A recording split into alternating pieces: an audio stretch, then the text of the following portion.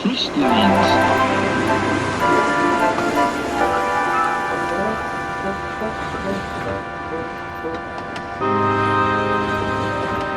Most of the Fat Controller's engines accepted diesels.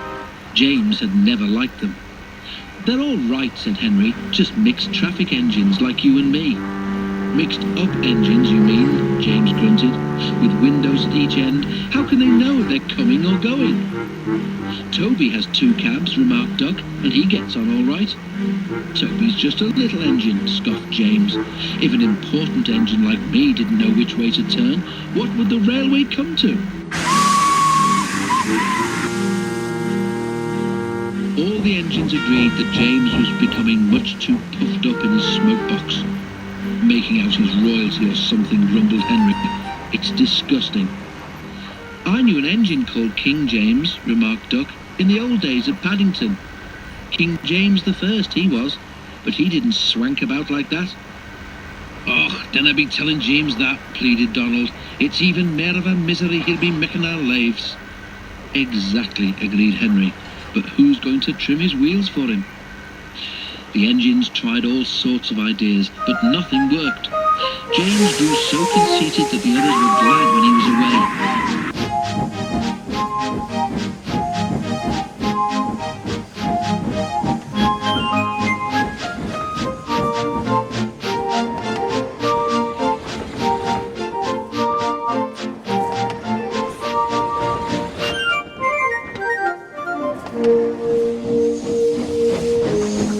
Even the coaches twittered anxiously to each other if they thought he was to pull them.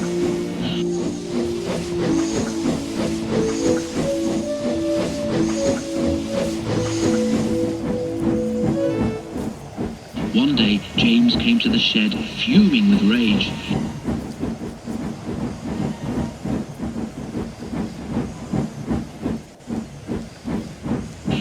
"Shunting," he snorted. "Where are Donald and Douglas? They should be here for jobs like that." But the twins were helping on Edward's branch line, so James had to do the work himself.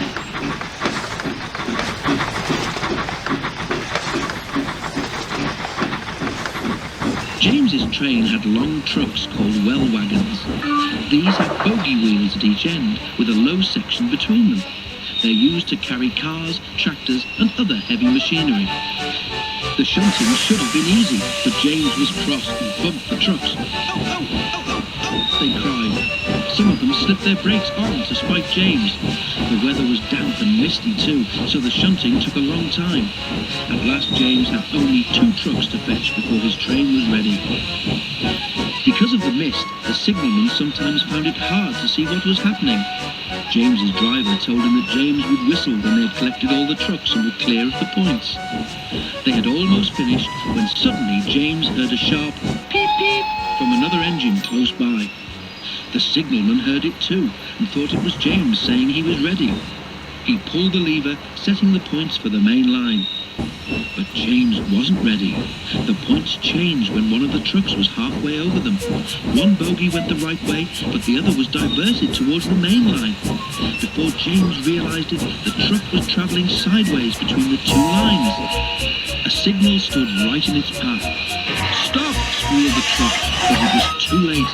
The signal toppled to the ground with a crash, just missing James. "That's torn it," said James's driver. "The Fat Controller won't like that." He didn't. He spoke severely about it because the signal was important and its loss was inconvenient.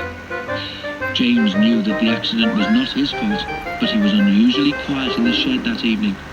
The others were relieved. "I suppose it must be difficult to know which way to go when you've got 2 cabs, whispered a voice. "But to go 2 ways at once with only 1 cab, that really is something." James pretended he hadn't heard.